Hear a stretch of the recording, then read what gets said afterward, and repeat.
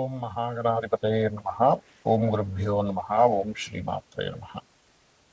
మనం ఈరోజు చాలామంది నన్ను అడుగుతున్న క్వశ్చన్ ఏంటంటే, మాకు ఏ రాశి వారితో అంటే ఇప్పుడు మీరు ఫలానా నక్షత్రం అనుకోండి, ఉదాహరణకు అశ్విని నక్షత్రం, లేకపోతే మేష లగ్నము, వృషభ లగ్నము, మిథున లగ్నము, మాకు ఏ నక్షత్రము వారితో లేదా ఏ రాశి వారితో మాకు పడకపోవడం జరుగుతుంది, మేము ఎవరితో జాగ్రత్తగా ఉండాలి అని అడుగుతున్నారు. అయితే దీనికి శాస్త్రంలో తారాబలము అనేటువంటిది ఉంటుంది కానీ ఆ తారాబలం ఎంతవరకు కరెక్ట్ చూసుకోవాలి. అలాగే మరొక విషయం ఏంటంటే, ఇక్కడ అసలు శాస్త్రంలో చెప్పినటువంటి అంశం ఏమిటి? నక్షత్రపరంగా చూసుకోమని చెప్పారా, రాశిపరంగా చూసుకోమని చెప్పారా, లేకపోతే ఒక్కొక్క లగ్నానికి స్పెసిఫిక్గా కొన్ని కొన్ని విషయాలని చెప్పారా అనేటువంటి విషయాలు ఇప్పుడు మనం తెలుసుకుందాం. ఈ యొక్క విషయాలను నేను చెప్తున్నటువంటి నేనైనప్పటికీ కూడా చెప్పేస్తున్న సాక్షాత్ లలిత అమ్మవారిగా భావిస్తూ తెలుసుకుందాం. ఇక్కడ ఏంటంటే ఇప్పుడు మనం చెప్పుకున్నటువంటి అంశాలు ఏవైతే ఉన్నాయో దీనికి కొన్ని పారామీటర్స్ తీసుకోవాలి, గుర్తుపెట్టుకోండి ఎప్పుడు కూడా. ఏమిటిది అంటే, మనం ఇప్పుడు మీ లగ్నం ఫలానా అయితే ఈ అధిపతి గనక ఈ సంబంధంలో ఉంటే ఈ కారకత్వం వాళ్ళతో అని చెప్పాం. అది ఫ్రెండ్సా రిలేటివ్స్ అనేటువంటిది. మొట్టమొదటిగా ఏంటంటే ఆ యొక్క మహాదశ మీకు వస్తుందా లేదా తెలుసుకోవాలి. ఆ మహాదశ లేకుండా మీకు ఎప్పుడు కూడా వాళ్ళ ద్వారా ఇబ్బంది రాదు, గుర్తుపెట్టుకోండి. అది ఇబ్బంది కానివ్వండి, ఒక యోగం కానివ్వండి, కలిసి రావడం కూడా అలాగే ఉంటుంది. అంటే కొంతమంది కొన్ని కోట్లు కలిసి రావాలి. ఉదాహరణకి చూస్తుంటాం మనం ప్రపంచంలో, ఏమండి ఇతనికి చేయడం వల్ల చాలా బాగా కలిసి వచ్చేసిందండి, దానికి కూడా మహాదశ రావాలి. Point number 1. రెండవది ఏంటంటే, ఇక్కడ రెండో పాయింట్, ఆ మహాదశ రాకపోయినా ఆ మహాదశ ఫలితాలను ఇచ్చే గ్రహం మనకు ఉంటుంది. అది జ్యోతిష్ శాస్త్రంలో దాన్ని పిఏసి అంటారు, ప్లేస్మెంట్ ఆస్పెక్ట్ అండ్ కంజంక్షన్. అంటే అది ఏ గ్రహంతో కలిసి ఉంది, ఏ గ్రహంతో చూడబడుతుంది, అదేవిధంగా ఏ గ్రహంతో ఏ రాశిలో ఉంది, ఏ గ్రహంతో కలిసింది, ఏ గ్రహంతో చూడబడుతుంది. ఈ కనెక్టివిటీ వల్ల అసలు ఈ ఫలితాలు ఈ గ్రహం ఇవ్వకుండా ఇంకే గ్రహం ఇస్తుంది అనేది కూడా తెలుసుకోవాలి. రెండో పాయింట్. ఇక మూడో పాయింట్ ఏమిటంటే, మీకు ఏదైనా ఎవరితోనైనా ఇబ్బంది ఉన్నప్పటికీ కూడా ఒక యోగం ఉంది. ఉదాహరణకి అంటే ఒక చిన్న ల్యాండ్ ఏదో కొన్నారు, అది పలానా రిలేషన్స్లో ఎవరి ద్వారానో కొనడం జరిగింది, అది నష్టపోయింది. కానీ ఒక పెద్ద యోగం ఉందనుకోండి మీ జాతకంలో, దాని తర్వాత మీరు మళ్ళీ మంచి ఫలితాలు కూడా పొందుతారు. ఇక నాలుగో పాయింట్ ఏంటంటే, ఒక్కొక్కసారి మనకి జాతక చక్రంలో విపరీత రాజయోగాలు, నీచభంగ రాజయోగాలు కొన్ని ఉంటాయి. ఆ యోగాల వల్ల ఏమిటంటే, ప్రధానంగా మీరు గనక ఎప్పుడైనా సరే గుర్తుపెట్టుకోండి, ఈ యోగాల్లో ఒక్కొక్కసారి ఏమవుతుంది, మీకు మొదట్లో చిన్న ఇబ్బంది ఇచ్చినట్టుగానే ఉంటాయి కొన్ని కొన్ని విషయాలు. అబ్బాయి ఏమిటండి నాకు జాబ్ పోయిందని కొంతమంది బాధపడుతుంది, దాని తర్వాత ఏదో చిన్న బిజినెస్ స్టార్ట్ చేసి అలా కోట్లలోకి వెళ్ళిపోతారు. లేదా ఒక్కోసారి ఏమిటంటే ఉన్న ఇల్లు అమ్మేసుకోవాల్సి వచ్చింది, లేకపోతే ఉన్న ఇల్లు ఖాళీ చేసామన్నాడు ఓనర్, సడన్గా మంచి ప్లేస్లో ఉందనుకుంటే ఖాళీ చేసామన్నాడు అనుకుంటే, ఇంకో దగ్గరికి వెళ్ళినప్పుడు అది ఆటోమేటిక్గా మంచి ఇల్లు అవుతుంది, దాన్ని మీరు కొనుక్కునే స్టేజ్ కూడా వెళ్ళిపోతారు. అలాగే ఒక్కొక్కసారి అయ్యో నేను వాళ్ళు వెళ్ళాల్సింది మిస్ అయిపోయిందండి, వెళ్తే మంచి ఇది దొరుకును అనుకుంటాం, కానీ ఒక్కొక్కసారి మిస్ అవ్వడమే మంచిది అవుతుంది. అలాగ ఒక్కొక్కసారి మనకి జన్మజాతకంలో ఒక నెగటివ్ జరిగినట్టుగా అనిపించి పాజిటివ్ జరుగుతాయి. ఇవన్నీ కూడా విపరీత రాజయోగాలు, నీచభంగ రాజయోగాలు ఉన్నప్పుడు జరుగుతాయి. ఇది మీరు గుర్తించాలి. అంటే మనం ఎప్పుడైనా మన లైఫ్లో ఒక సంఘటన జరిగినప్పుడు వెంటనే దానికి మనం డిప్రెస్ అయిపోకుండా, ఓకే ఇది ఒక విపరీత రాజయోగం, నీచభంగ రాజయోగంలో ఉంటాయి, ఇప్పుడు ఒక స్టెప్ ఇలాగా ఉంటుంది. ఒక్కొక్కసారి మనకి బాగా దేవతా అనుగ్రహాలు కనుక మనకు ఉన్నప్పుడు ముందుగానే హింట్ కూడా ఇస్తుంది. మనం ఏదైనా ప్రారంభించేటప్పుడు ప్రకృతిలో ఎలా అంటే, బయలుదేరదాం అనుకున్నప్పుడు ఏదో ఆటంకం రావడం, ఫోన్ చేస్తున్న వాళ్ళు లిఫ్ట్ చేయకపోవడం, లేకపోతే పదే పదే వద్దు వద్దు అనేటువంటి సంకేతాలు మనకి బోర్డు రూపంలో కానివ్వండి, ప్రయాణం రూపంలో కానివ్వండి, లేకపోతే రకరకాల మాధ్యమాల ద్వారా మనకి ఎప్పుడు ఇంట్లో వాళ్ళు ఆపడం కానీ ఇవన్నీ ఎక్కువగా జరుగుతున్నాయంటే కూడా మనం ఆ పని చేయడం ద్వారా ఇబ్బంది పడతాము అనే విషయాన్ని అర్థం చేసుకోవాలి.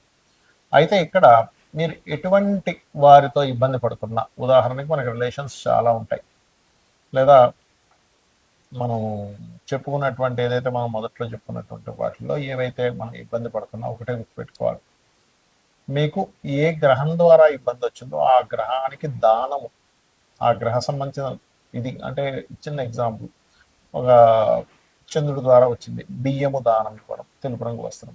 లేదండి ఇంకా నేను ఇంకేమైనా చేయగలనా, మెడిటేషన్ చేసుకోవడం, లేదు గోసేవ చేయడం, లేదంటే నా దగ్గర బోల్డు డబ్బులు ఉన్నాయి నేను ఇంకేదైనా పెద్దగా చేస్తాను అనుకుంటే అన్నదానం చేయడం, లేనట్లయితే ఏదైనా ఒక అమ్మవారికి సంబంధించిన హోమం చేసుకోవడం. అంటే ఏమిటి, మీ యొక్క సమస్య తీవ్రతని బట్టి మీరు ఎప్పుడు కూడా పరిహారం చేసుకోవాలి, గుర్తుపెట్టుకోండి.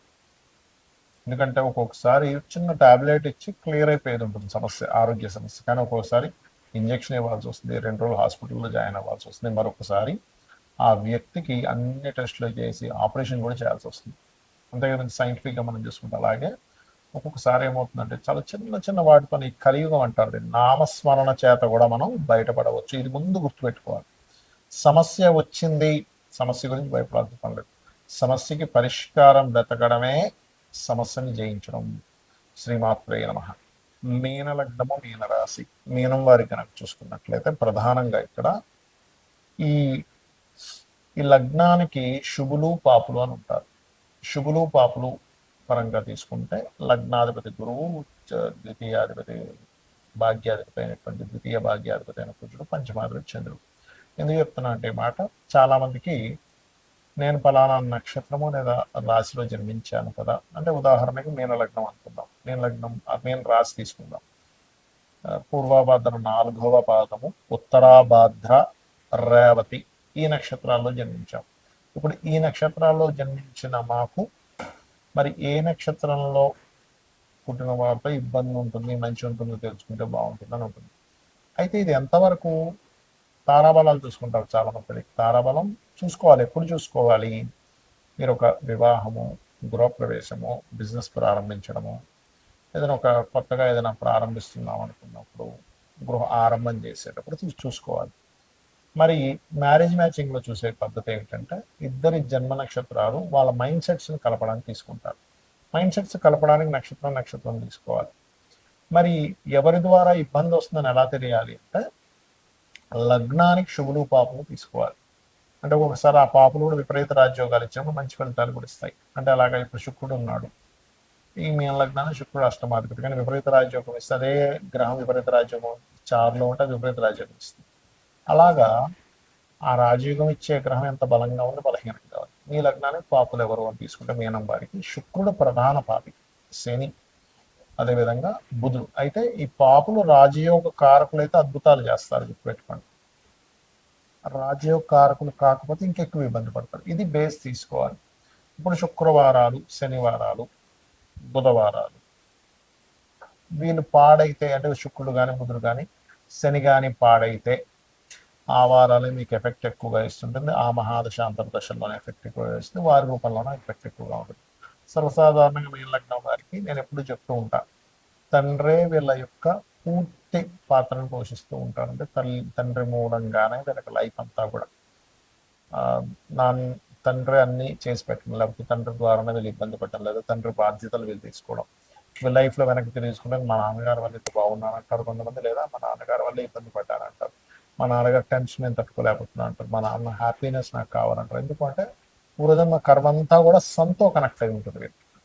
మరి ఆ కాంబినేషన్ ఉన్నటువంటి మీకు ఇక్కడ గమనించుకున్నట్లయితే, మీ మీనలగ్నం వారికి ఈ రవి నక్షత్రాలు ఏమిటి, ఆ రవి నక్షత్రాలు అంటే కృత్తిక, ఉత్తరాషాఢ, లేదా శుక్ర నక్షత్రాలు పుబ్బ, పూర్వాషాఢ, భరణి, లేదా బుధ నక్షత్రాలు అంటే ఆశ్లేష, జ్యేష్ఠ, రేవతి, లేనట్లయితే మీకు శని నక్షత్రాలు పుష్యమి, అనురాధ, ఉత్తరాభాద్ర.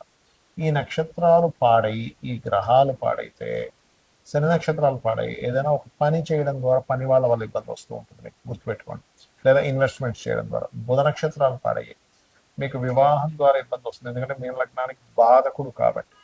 శుక్ర నక్షత్రాలు పాడాయి, లేదా శుక్రుడు పాడైంది, ఇన్సూరెన్స్ చేయకపోవడం వల్ల, సిబ్లింగ్స్లో ముఖ్యంగా అక్క చెల్లెళ్ళ వల్ల ఎక్కువగా వస్తూ ఉంటుంది.